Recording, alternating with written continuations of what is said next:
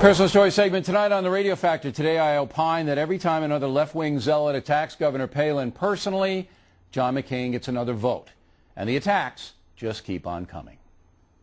And she's also the governor of Alaska, and outdoors, likes the outdoors, likes assault rifles. Has a collection of rifles, likes to shoot assault rifles. I'll say this for her daughter's boyfriend. The kid's got guts. I'm not that convinced that that's her baby. The daughter, who we know is fertile because she's knocked up again. Well, she's an extremist. The things that she believes in, the things that she stands for, are way out of touch with the mainstream of the people who are here in this bowling alley, people I know.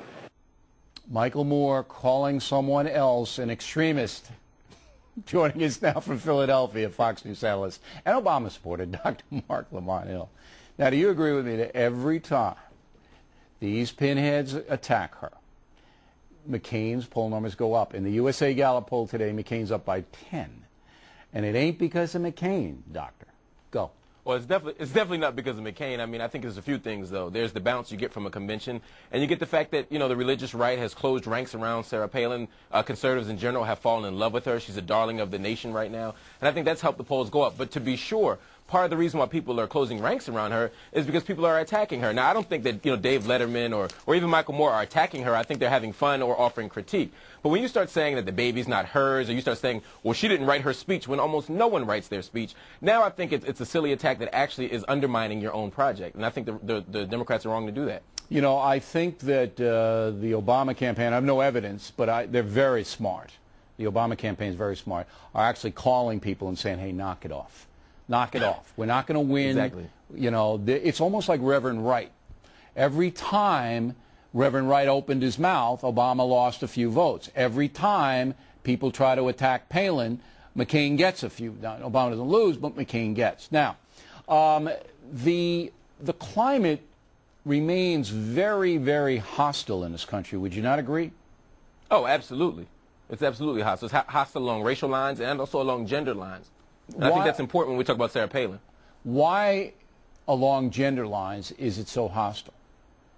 Well, because I still think that the American people are not fully comfortable with the idea that Sarah Palin or any woman has the capacity to be president of the United States. Now, don't get me wrong. I have serious questions about Sarah Palin's experience. I also had some about Barack Obama, and I still do.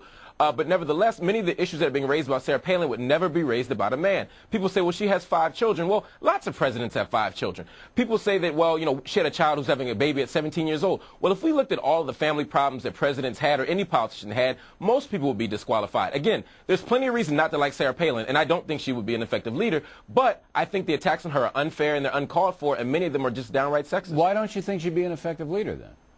You've well, done pretty well in don't, Alaska, 65% approval rating. That cuts across both Republican and Democrat bounds.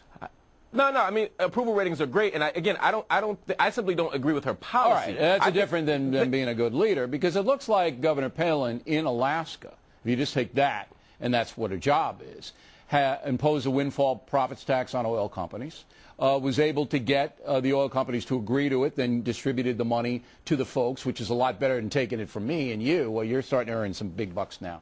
Now, there's also this race thing that never goes away. Mary Mitchell, you know her, race columnist in the Chicago Sun-Times. Everything's a race. Here's what Sarah Palin said, quote, in her speech. We grow good people in our small towns with honesty, sincerity, and dignity. That's what Sarah Palin said. I'll repeat it. We grow good people in our small towns with honesty, sincerity, and dignity, because she's from a small town. Now, Mitchell turns it around and says, quote, does that mean people who grew up in urban America are less honest, less sincere, and have less dignity? I mean, how insane and stupid. Now you can't even compliment people who live in your small town without being accused of being a racist by Mary Mitchell. This is just, well, and again, this is more votes for Sarah Palin, more votes for John McCain.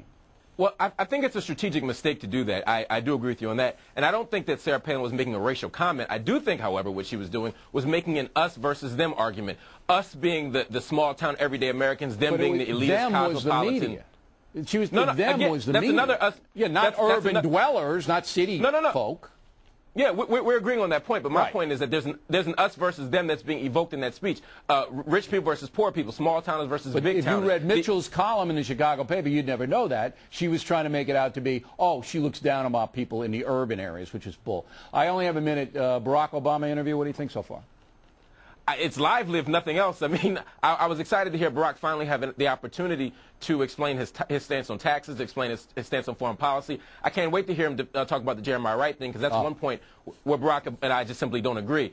You know, so I'm excited to hear that. But also, Bill, I cannot wait to see Sarah Palin come on here. You demanded that Barack Obama come on there, and I said he'd come. Absolutely. I hope that you demand Sarah Palin to come on. Look, I encourage Barack Obama to come on. He did, and I'm encouraging Sarah Palin to come on, and Joe Biden, too. Where's Joe? Well, we know Joe can hang. I'm not sure Sarah Palin can. I got to tell you, when I talk to Barack Obama, whether you like him or not going to vote for him or whatever, and we're going to start the Obama Chronicles a week from today, so if you're going to vote for him, you should know why. If you're not, you should know why, and that's just facts. But he is a very tough guy, a very determined, driven man. And I could only learn that face-to-face with him. So on that level, I was very impressed. Well, hopefully Sarah Palin will give you a different speech than she's been giving the last couple of days. I think she will if she enters the no-spin zone. You almost have like a one-hit wonder. Right. That's right. Nice to see you. Thanks. Plenty more ahead as a Factor Move.